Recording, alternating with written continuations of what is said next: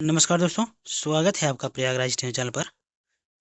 Sunday special dictation है, ध्यानपूर्वक लिखिएगा और हिंदी इसकी जरूर बनाइएगा ताकि आपको पता चल सके कि आपकी कितनी मिस्टेक्स हो रही हैं, कहाँ गलती है। रेडी,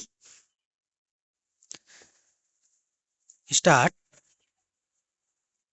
माननीय सदस्यगण, संसद के 1981 के इस पहले सत्र में आपका स्वागत करते हुए मुझे बड़ी प्रसन्नता हो रही है। आपके सामने काफ़ी लंबी चौड़ी और महत्वपूर्ण कार्यसूची है।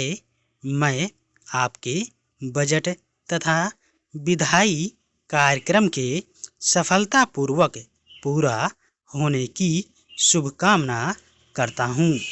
13 महीने पूर्व सरकार ने सत्ता संभाली, तब से वह 3 वर्षों की निष्क्रियता और दिशाहीनता के कारण बिगड़ी हुई देश की अर्थव्यवस्था को सुधारने के लिए तेजी और मजबूती से आगे बढ़ रही है।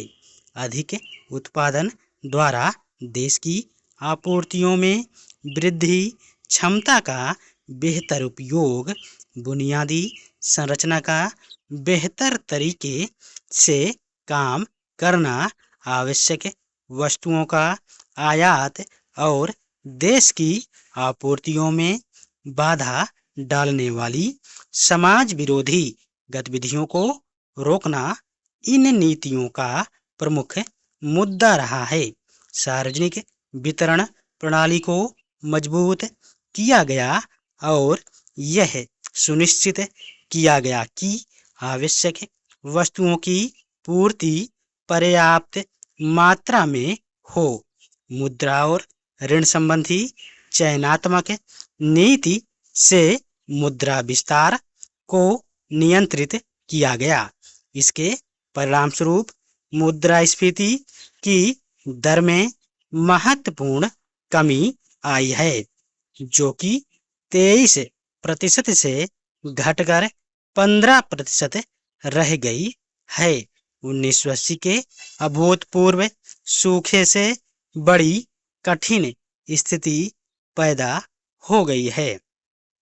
इसके अनर्थकारी परिणामों को रोकने के लिए केंद्र और राज्यों की सरकारों ने बहुत बड़े पैमाने पर राहत कार्य किए, जिनमें खाद्यान्नों की सप्लाई, पीने के पानी की व्यवस्था और काम के बदले अनाज कार्यक्रमों को जोरदार ढंग से अमल में लाना शामिल है।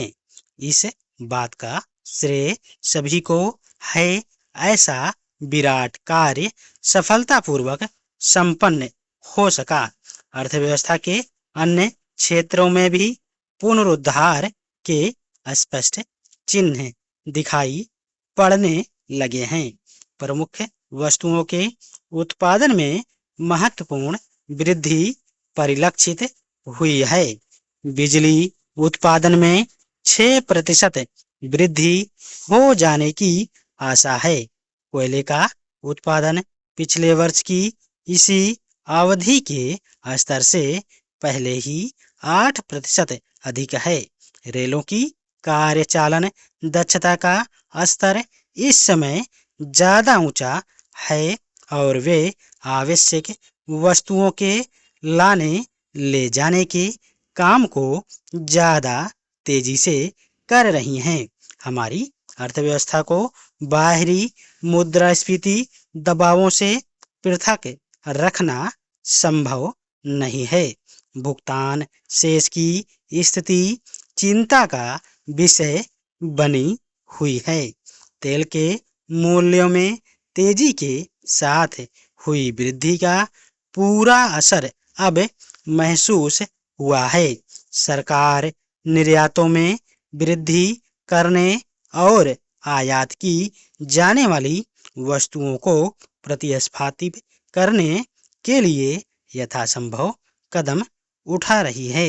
निर्यातों के लिए उत्पादन की अनुमति देना इस प्रकार के उत्पादन के लिए प्रौद्योगिकी के आयात के प्रति अनुकूल रुख अपनाना शामिल है। धन्यवाद।